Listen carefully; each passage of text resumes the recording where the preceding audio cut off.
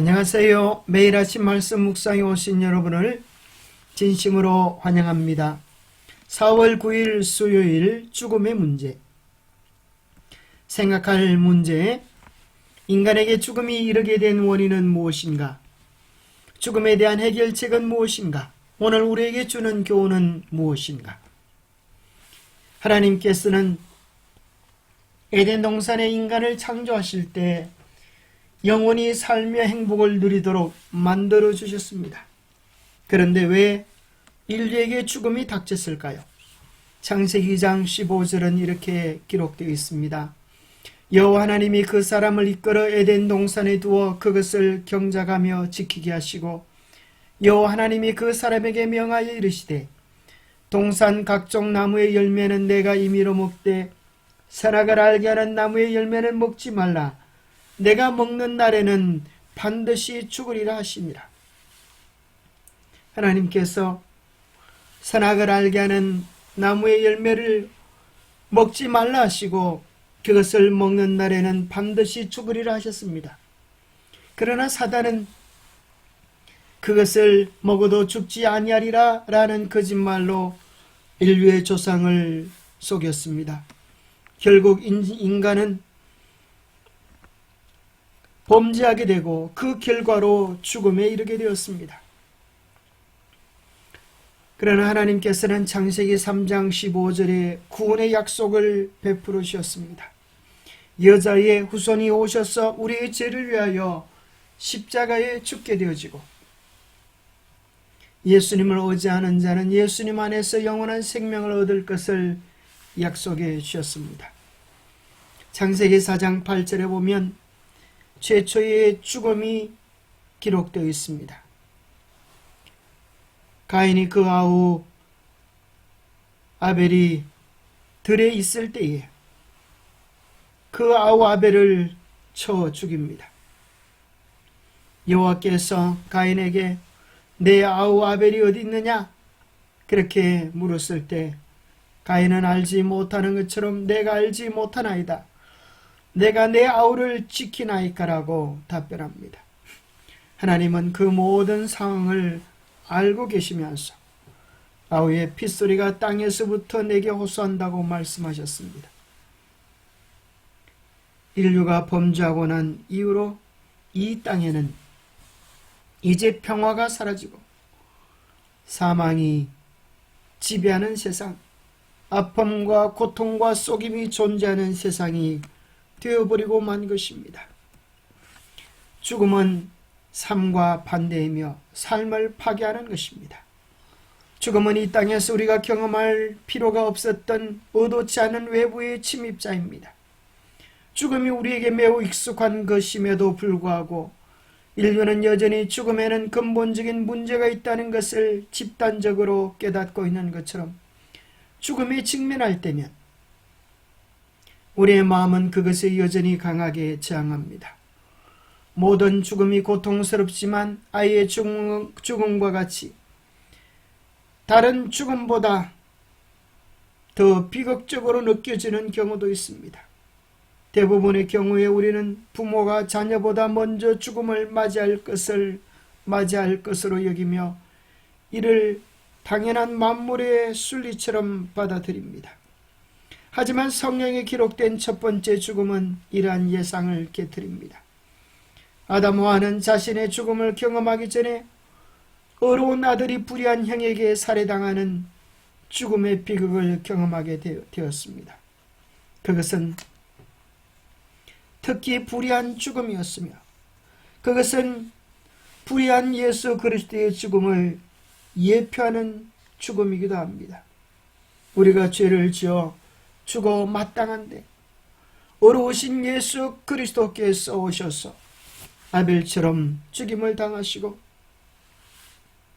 우리를 사망 가운데서 건져주시는 어려운 보혈을 흘리셨습니다. 죽음에 대한 해결책은 무엇일까요? 고린도전서 15장을 흔히 우리는 부활장이라고 말을 합니다. 만약에 예수님이 죽음에서 부활하는 일이 없었다고 하면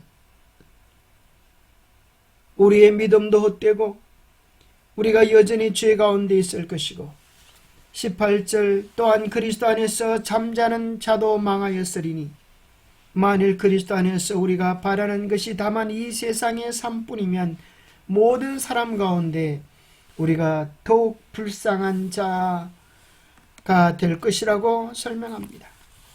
그러나 감사하게도 예수 그리스도는 무덤을 깨뜨리고 부활하셨습니다. 아담 안에서 모든 사람이 죽은 것 같이 그리스도 안에서 모든 사람이 삶을 얻게 되었습니다. 예수 그리스도를 개인의 구주로 받아들이고 영접하는 자는 이제 죄 용서함을 얻고 하나님의 베푸시는 은혜에 동참하게 되었습니다. 한 사람이 순종하지 아니함으로 많은 사람이 죄인 된 것 같이 한 사람 예수 그리스도의 순종하심으로 그를 의지하는 모든 자들은 의인이 되게 되는 길이 열렸습니다. 예수님은 나사로를 살리기 전 마르다에게 말씀하셨습니다. 나는 부활이요 생명이니 나를 믿는 자는 죽어도 살겠고 무릇 살아서 나를 믿는 자는 영원히 죽지 아니하리니 이것을 내가 믿느냐 하셨습니다. 예수님은 실제로 죽은 나사로를 살리심으로 당신이 부활이요 생명이심을 실증하셨습니다. 뿐만 아니라 예수님께서 무덤 가운데서 3일 만에 살아나심으로 우리 모두의 소망이 되심을 증명해 주셨습니다. 그래서 예수 그리스도를 믿는 자는 더 이상 죽음이 없게 되었습니다. 예수 그리스도 안에는 죽음이 없고 믿는 자들이 죽는 죽음은 잠시 쉬는 잠에 지나지 않게 된 것입니다. 예수 그리스도 안에서 우리 모두를 깜짝 놀라게 하는 새 소망이 생겨지게 된 것입니다. 희생제물은 하나님의 아들, 하나님께서 제정하신 이 희생제물은 아담에게 그의 죄를 항상 기억나게 하고 또한 자기의 죄를 뉘우치며 이를 시인하게 할 것이었다. 생명을 끊는 이 행위는 아담에게 하나님의 사랑하시는 아들의 죽음 외에는 다른 아무 것으로도 속할 수 없는 그의 범죄에 대하여 더욱 깊고 더욱 완전한 깨달음을 주었다. 죄인을 구원하시기 위해 이러한 속량물을 주신 무한하신 인자와 비할 데 없는 사랑에 대하여 아담은 경탄하지 않을 수 없었다.